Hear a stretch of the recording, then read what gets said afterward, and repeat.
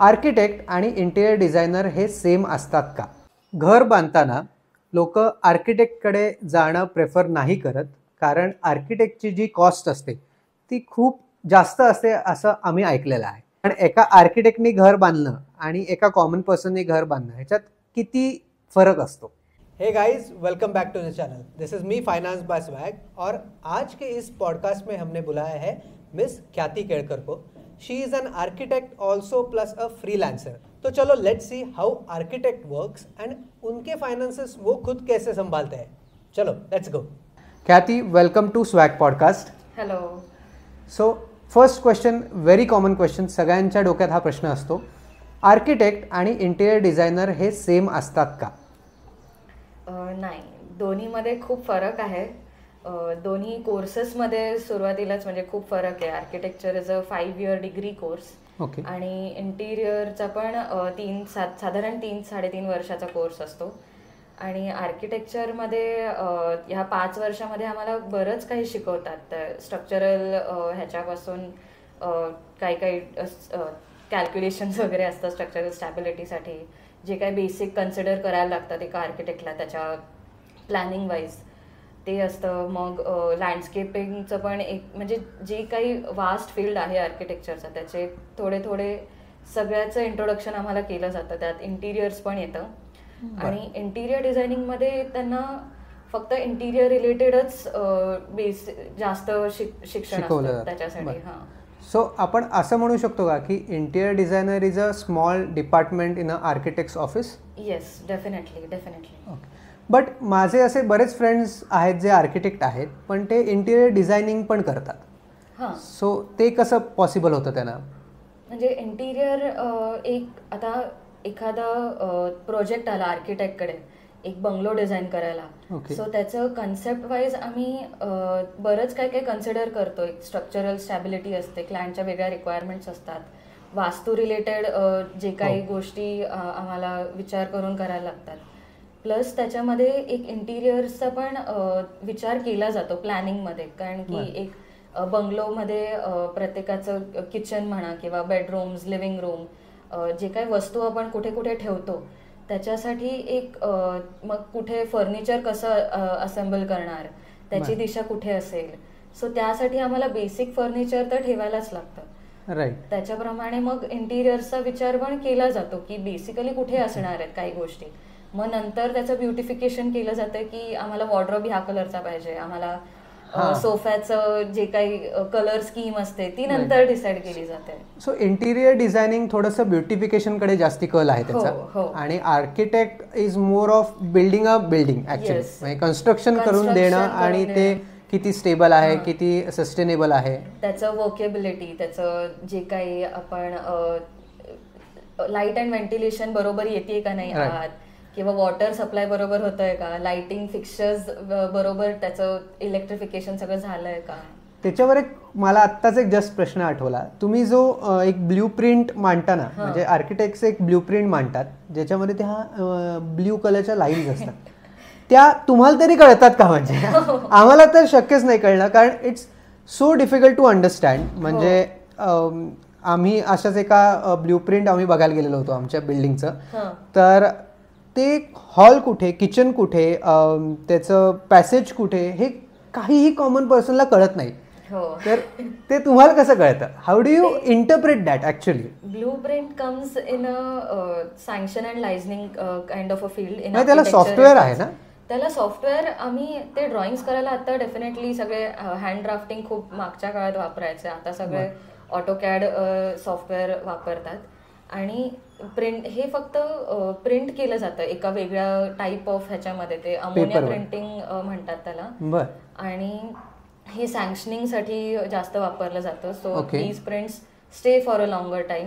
आणि जे काही आता म्हणजे आपण एक बंगलो, आपलं लिव्हिंग रूम, किचन, डायनिंग वगैरे सगळं फिक्स झालंय आणि आपले एरिया कॅल्क्युलेशन वगैरे सगळे झालेले असतात. आणि त्याचं FSI वगैरे ते सगळं त्या साईडला कॅल्क्युलेशन्स असतात. आणि साहजिक आहे, समजणं खूप अवघड आहे ते, कारण ते इतकं कन्फ्युजिंग डॉक्युमेंट असतं. म्हणजे आम्ही ते कळतच नाही, कॉमन पर्सनला ते कळूच नाही शकत. आणि तुम्ही ते इतकं फास्ट सांगताना, इथे फ्लॅट, इकडे पॅसेज, इकडे हे, अरे थांब जरा, होल्ड ऑन. समजलं तर पाहिजे ना आम्हाला. नाही पण खूप इझी असतं ते, सांगितलं की कळतं. त्याच्यामध्ये कॅल्क्युलेशन्सचा भाग सोडला तर समजायला अगदीच इझी असतं की प्लॅन मध्ये आपलं घर दिसणार कसं आहे, किंवा सँक्शन झालंय तर हा हे फायनल आहे, आता आपलं घर असंच बांधलं जाणार आहे. आता त्याच्यात अजून एक प्रॉब्लेम येतो आमचा, की आमचा फ्लॅट असतो बेबी 12x10चा फ्लॅट असेल किंवा 12x12चा फ्लॅट असेल. तिथे असतो तो एवढूसा छोटासा स्क्वेअर, तो डोळ्यासमोर उभाच राहत नाही आमच्या, की 12x12 144 रादर स्क्वेअर फीटचा आमचा एक म्हणजे हे असेल, हॉल असेल, तर तो डोळ्यासमोर तुमच्या कसा उभा राहतो, हे पण एक प्रश्न आहे. ते हे व्हिज्युअलायझेशनचं एक डिफरंट स्किल आम्हाला शिकवलं जातं या गेल्या 5 वर्षामध्ये. 3D सॉफ्टवेअर्स पण आम्ही खूप वापरतो, आणि क्लायंटला पण समजवण्यासाठी त्यांना एक व्हिज्युअल हे देण्यासाठी. त्याच्यासाठी काही सॉफ्टवेअर नाहीये ना? आहे का आता? आहे खूप 3D सॉफ्टवेअर्स डेफिनेटली झालेले आहेत. VR पण डेफिनेटली खूप वापरतात. म्हणजे रूम मध्ये काहीच नाहीये पण ते गॉगल्स घालून तुम्हाला सगळं दिसतं, जे काही तुमच्या रिक्वायरमेंट नुसार जे काही प्लॅन करतो. ऍक्च्युअली आपण तिथे असल्यासारखं वाटतं का? ऍक्च्युली हा, म्हणजे तिथे काही नाही, बट तिथे त्या हाईट वाईज, त्या सोफा वाईज, किंवा तिथे सगळं फक्त तुम्ही बसून बघू शकत नाही, पण सोफा एखादी खुर्ची ठेवली तर तुम्ही बसून फील पण घेऊ शकता. त्याचा पण होऊ शकतं, सगळं पॉसिबल आहे.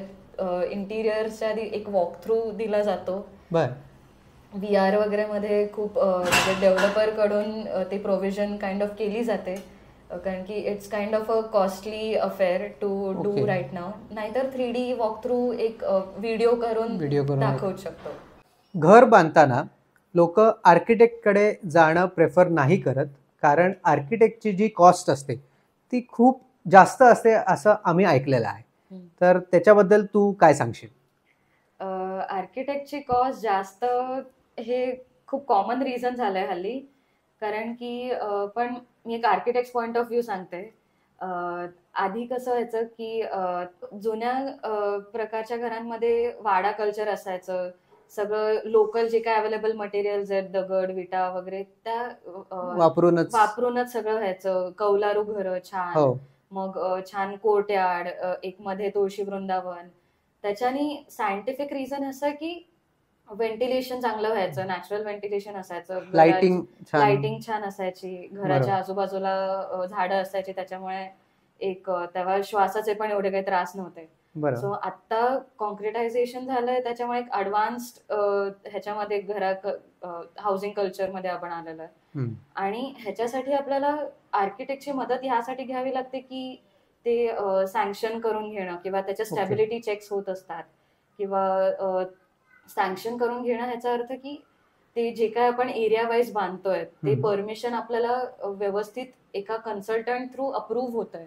आपण रॅन्डम आता गावात तर आपण राहत नाही, किंवा गावात पण ते सगळे परमिशन्स लागतातच, पण तिकडे कोण करून देतं हे परमिशन्स? तिकडे लोकल अथॉरिटीज असतात, ते करून घेतात, किंवा त्यांची मदत होते. आणि त्या कमिटी वाईज त्या अथॉरिटीज परमिशन देतात, सँक्शन करून देतात.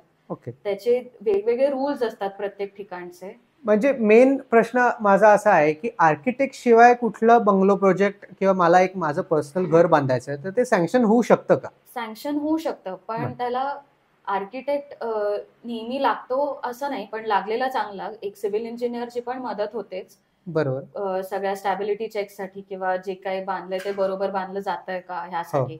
सो ते खूप इम्पॉर्टंट आहे. आणि डेफिनेटली आर्किटेक्टची फीज असतात, कारण की तेवढ्या ह्या सगळ्या प्रोसेससाठी होतो खर्च. ओके, पण मला एक सांग, आर्किटेक्टची फी फक्त सँक्शन पुरतीच असते आणि त्याची कन्सल्टन्सी पुरती असते, की तो बाबा डिझाईन पार्ट करून देतो एखादा आणि त्यानंतर तो त्याचं काम संपलं असं असतं, की जनरली आर्किटेक्ट लोक त्यांच्याबरोबर कॉन्ट्रॅक्टर्स पण असोसिएटेड असतात, म्हणजे ते असं पिच इन करतात का की आम्ही तुमचं घर डिझाईन पण करून देऊ आणि बांधून पण देऊ, असं जनरली होतं का? जनरली एक म्हणजे क्लायंट साठीचा अप्रोच तोच असतो की आम्ही करून देऊ. Like if we want, we have the authorities, we have the people who can do all of this for you, then we propose की विश्वास ठेवा आमच्यावर, आम्ही डेफिनेटली करून देऊ. पण काही क्लायंट्स असतात की त्यांच्या पण वेगळ्या ओळखी आहेत, किंवा त्यांना इंटिरियर एकाकडून करायचं असतं, त्यांना बांधून वेगळ्याकडून घ्यायचं असतं. सो ते इट्स डिपेंड अपॉन देम, तो डिसिजन त्यांच्याकडे असतो. डेफिनेटली हा प्रश्नच विचारणं चुकीचं आहे. पण एका आर्किटेक्टनी घर बांधणं आणि एका कॉमन पर्सननी घर बांधणं ह्याच्यात किती फरक असतो? फरक हा आहे की आता आम्ही शिकतच खूप आलोय त्या 5 वर्षांमध्ये, आणि आमचे मटेरियल सर्वे म्हणा किंवा एक त्या फील्डचा एक अप्रोच वेगळा असतो, खूप माहिती झालेली असते, आणि तसे आमचे ड्रीम्स पण वेगळे होतात की नाही, जेव्हा मी घर बांधेन तेव्हा मला ह्या टाईपचे फ्लोरिंग पाहिजे किंवा ह्या टाईपचं फर्निचर मला पाहिजे जे मी दुसरीकडून मागून घेईन. ऍस्पिरेशन काइंड ऑफ हे पण येतं त्याच्यात. बरोबर. आणि कॉमन लोक जेव्हा आर्किटेक्टचा सपोर्ट न घेता जेव्हा घर बांधतात तेव्हा कसं घर बांधलं जातं आणि आर्किटेक्ट जेव्हा येतो तेव्हा तो बेसिक मध्ये सुद्धा काही चुका करत असतील ना, म्हणजे आर्किटेक्ट जेव्हा येतो तेव्हा तो हे सगळं सुधारून काढत असेल. सुधारावं तर लागतंच डेफिनेटली, कारण की जे काही आधीचे जे लोक जे करून ठेवतात तेव्हा त्याच्यामध्ये काही चुका असतात किंवा काहीतरी लेवल डिफरन्स असतो, सो तो एक भरून काढायला रेक्टिफिकेशन तर होतच असतं, no issue in that. But ह्या सगळ्या बॅक अँड फोर्थच्या गोष्टी आहेत, त्या होत फील्ड धरल्या जातात. आता जी आपण कॉमन पर्सन कॉस्टला घाबरतो आर्किटेक्टच्या, तर ही कॉस्ट किती असते? म्हणजे साधारण एक बंगलो प्रोजेक्ट करायला आर्किटेक्टची जर कन्सल्टन्सी फी पकडली, डिझायनिंग पार्ट आणि सँक्शन पार्ट, कन्स्ट्रक्शन आपण सोडून देऊया, तर ती अंदाजे ऍव्हरेज किती असते? म्हणजे आय एम नॉट सेइंग, कारण प्रत्येकाची इंडिव्हिज्युअलिस्टिक फी असते. कोणी सिनियर असेल, 40 वर्ष एक्सपिरियन्स असेल तर तो डेफिनेटली जास्ती घेणार, यात काय वादच नाही. पण एक ऍव्हरेज फी किती असते? म्हणजे मला एक बंगला बांधायचा आहे, समजा मी तुझ्याकडे आलेलो आहे की ख्याती design me a good house आणि गेट मी सँक्शन, माझ्याकडे कॉन्ट्रॅक्टर आहे जो बांधून देईल मला, तर साधारण फीज किती घेतात? Fees depends on the area of the plot, और एरिया तुम्हाला किती बांधायचा आहे, तुम्हाला हाय राईज कन्स्ट्रक्शन करायचं आहे का एक छोटा G+1 म्हणजे ग्राउंड+1 फ्लोअरचा एक बंगलो बांधायचा आहे. सो बेसिक त्याचं स्टार्टिंग पर स्क्वेअर फीट म्हणू शकतो आपण 30 to 40 rupees per square feet, ह्याच्यावरती डिझायनिंग बेसिक कॉस्ट सुरू होते. म्हणजे माझा जर 3000 स्क्वेअर फूटचा कन्स्ट्रक्शनची परमिशन असेल तर 3000 into 30, हो असं 90,000 सांगते. 9 लाख. हो हो, 9 लाख रुपये ही आर्किटेक्टची कॉस्ट. आर्किटेक्ट नाही, त्याच्यामध्ये 10% असते आर्किटेक्टचे, जे काही बिल्टअप असतो किंवा जे काही कन्स्ट्रक्शन होणार असतं त्याचं 10% इज आर्किटेक्ट फी, आणि ते स्टेज वाईज घेतली जाते. बरोबर. ओके. म्हणजे कारण की एक तुम्ही इनिशियली आला तर एक कन्सल्टेशनची वेगळी फी असते. मग त्याच्यानंतर तुमचे रिक्वायरमेंट्स ऐकले जातात, तुमचे एरिया वाईज जे काही प्लॅनिंग असतं त्याचा विचार आम्ही करतो. मग नंतर सेकंड, मग तुमचे काही रिक्वायरमेंट असतील की आम्हाला नाही 3D पण बघायचं आहे. लोक खूप लाईक माझा एक प्रोजेक्ट होता तेव्हा भारी दिसला पाहिजे बंगलो, एकदम भारी झाला पाहिजे, असा एक त्यांचं खूप लाईक लँग्वेज असते की बांधा तुम्ही पण आम्हाला खूप भारी असायला पाहिजे. भारीला काही डेफिनेशन नसते. भारीला काही डेफिनेशन नसते. त्यांचे ते खूप इमेजेस दाखवतात, गुगल वरून असतात, पिंटरेस्ट वरून असतात की आम्हाला आमचा बंगला असा दिसायला पाहिजे, भारी दिसायला पाहिजे. ही एक टर्म मी खूप वेळा ऐकलेली आहे आणि त्याचं आम्ही डेफिनेटली खूप त्यांना देतो, त्यांना पाहिजे तसं. पण तशी कॉस्ट डिफर होते डेफिनेटली. कारण की सो भारी बंगलो हवा असेल तर भारी कॉस्ट पे करायला लागणार आहे आर्किटेक्टला. असं आहे की तू एक न्यू आर्किटेक्ट आहेस, you have just join job, last 2 years झाले तुला आर्किटेक्ट होऊन. So are architects well paid in their jobs, or may be we can say are new architects well paid? Yes, they are not quite well paid, but it takes a longer time for them to get settled in their job, and then the raise happens after a while. Okay, so gradual raise आहे. But considering market conditions, आत्ताच्या market conditions आहेत, म्हणजे तुझ्या अवतीभोवती तुझे मित्र आहेत जे मे बी IT मध्ये आहेत किंवा जे मे बी कॉमर्स बॅकग्राऊंडचे आहेत किंवा सायन्स बॅकग्राऊंडचे आहेत, त्यांच्या कम्पॅरिझन मध्ये architects are they well paid? No, frankly speaking, not that well paid. But how is the difference? म्हणजे एखादा IT मधला तुझा फ्रेंड जर 1 लाख रुपये कमवत असेल तर त्याच्या पटीत, म्हणजे त्याच्या पर्सेंटेज मध्ये आर्किटेक्ट किती म्हणजे अंडरपेड असतो? अंडरपेड ह्याच्यासाठी असतो कारण की त्या फर्म मध्ये किंवा प्रोजेक्ट तेवढे चांगले असायला पाहिजेत त्या फर्म मध्ये. So firm is also very firm important. Is very important. Firm whatever the firm kind of projects they take is also very important. आणि त्याच्याप्रमाणे if it's a very well renowned firm, it's a very busy firm, they do a lot, त्यांच्याकडे जर projects भरपूर असतील, जास्त असतील तर तेवढा म्हणजे एक काइंड ऑफ जे स्टार्ट म्हणतो इनिशियल जॉब साठीचा तो ओके असतो. म्हणजे इट्स ऍव्हरेज चांगलं असतो. आणि त्याच्या compared to the other fields कमी आहे in architecture field in the initial start, but once you start practicing after 5 years or after 10 years, then you can see the financial benefits. Okay. So तुला असं म्हणायचंय का की सुरुवातीला architects generally job करतात आणि मग एक सर्टन नॉलेज गेन केल्यानंतर they start their own practice? Yes, definitely. आणि साइड बाय साइड पण स्वतःची प्रॅक्टिस चालू ठेवतच, फ्रीलान्सिंग सुरू असतं. राईट. आणि त्याच्यानी पण मदत होते, एक वर्क एक्सपिरियन्स ज्याला म्हणतो. सो इनिशियल पहिले 10 वर्ष तर वर्क एक्सपिरियन्स घेण्यातच जातो. जर आता जे आर्किटेक्ट्स आहेत जे खूप वयस्कर आहेत किंवा 60 मध्ये, त्यांना असं वाटतं की आता काहीतरी त्यांनी आयुष्यात केलंय किंवा after doing so many projects आता त्यांना एक्सपिरियन्स आल्यासारखं वाटतो. So we are just the basics, like you are just beginning. We are just in the first or second standard in the practicing world. Okay, good. Tu job पण करतेस आणि freelancing पण करतेस. So तू हे सगळं कसं मॅनेज करतेस? कारण कसं आहे, तू जॉबला मला जेव्हा when we were planning for the podcast, you told me की मी 9:30 ते 6:30-7 पर्यंत बिझी असते. So how do you manage your freelancing work along with the job? So job तर वीकली मंडे टू सॅटर्डे सुरूच असतो. जी काही डिझाईन कन्सल्टन्सी थोडीफार जी काही फ्रेंड्स विचारतात किंवा रिलेटिव्ह विचारतात की आमचं एक इंटिरियरचं आहे ते करून देशील का, त्याचं तू थोडंसं गायडन्स देशील का, किंवा काही how much do you charge for this design consultancy?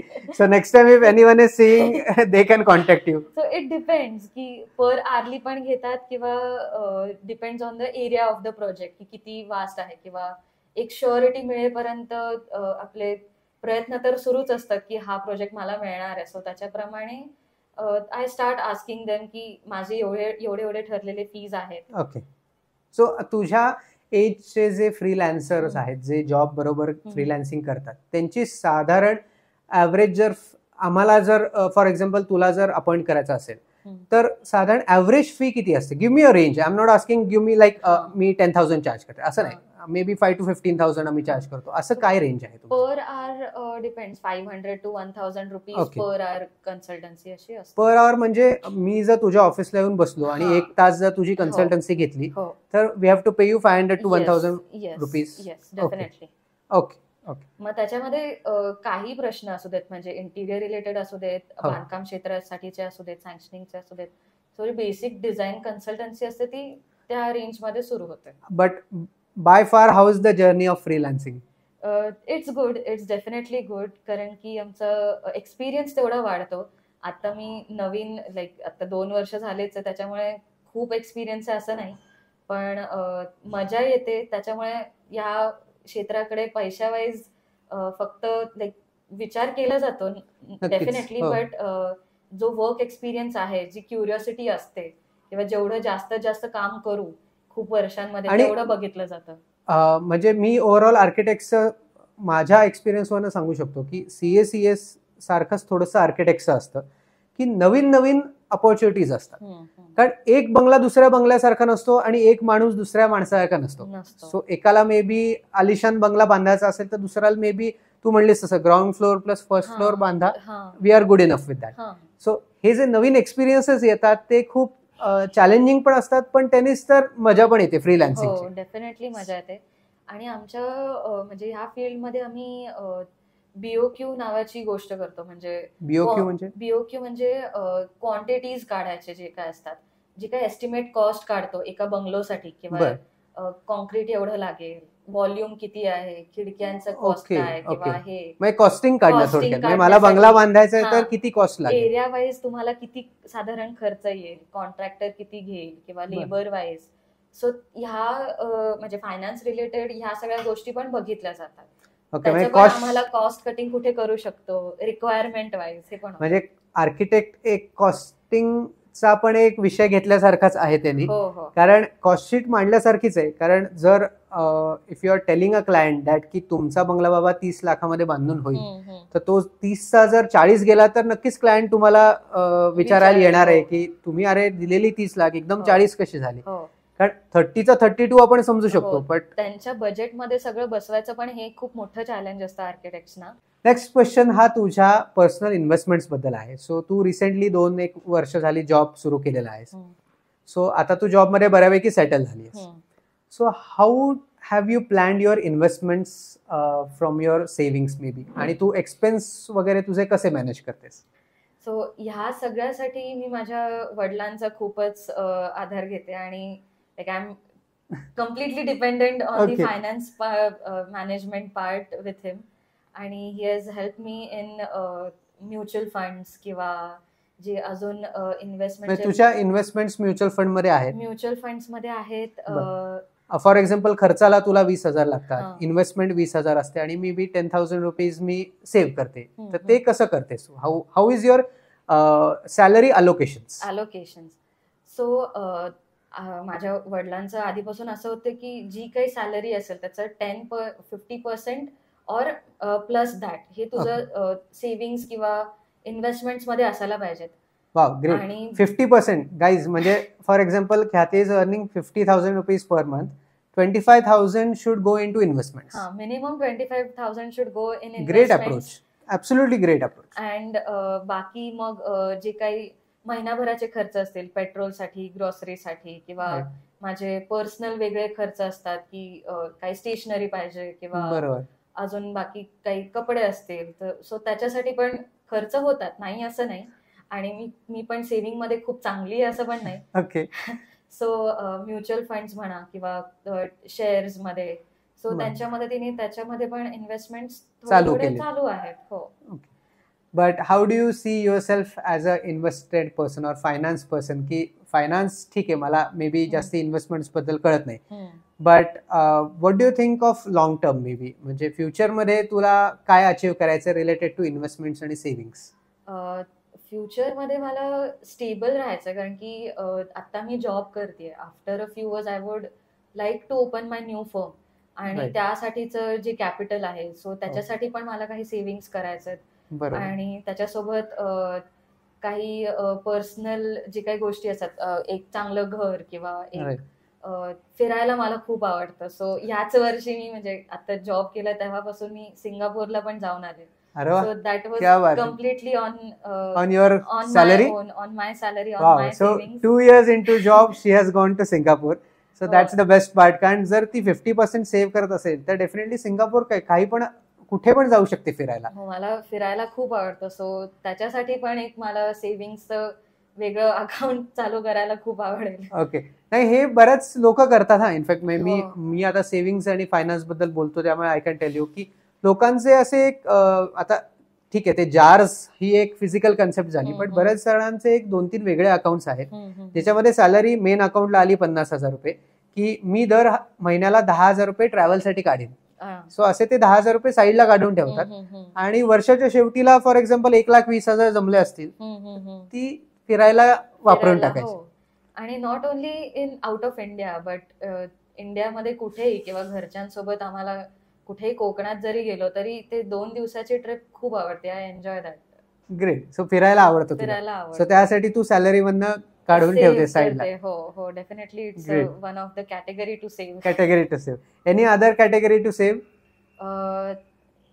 मला फील्ड वाईज मला आर्किटेक्चरल जे काही गोष्टी आहेत, मी पेंटिंग पण करते, सो नवीन पेंट्स किंवा ब्रशेस, स्टेशनरी खूप आवडते. दिसली की आवडते. छोटे क्यूट डायरीज असतात, जरी खूप जास्त वापरले गेले नाही, किंवा ड्रॉइंग बुक्स. तरी किती डायरीज आहेत तुझ्याकडे? माझ्याकडे खूप डायरीज आहेत. 20-25 डायरीज तर आरामात आहेत.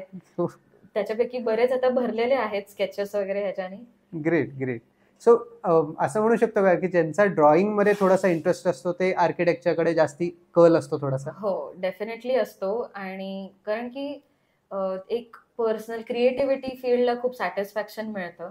स्ट्रगल पण असतोच की क्लायंटच्या रिक्वायरमेंटनुसार चेंजेस असतात सारखे, हो. बॅक अँड फोर्थ असतात, पण एक आनंद मिळतो ते करून. Right. So you call yourself a creative person. Yes, definitely. So मला आता एक प्रश्न आहे की येस, गो अहेड.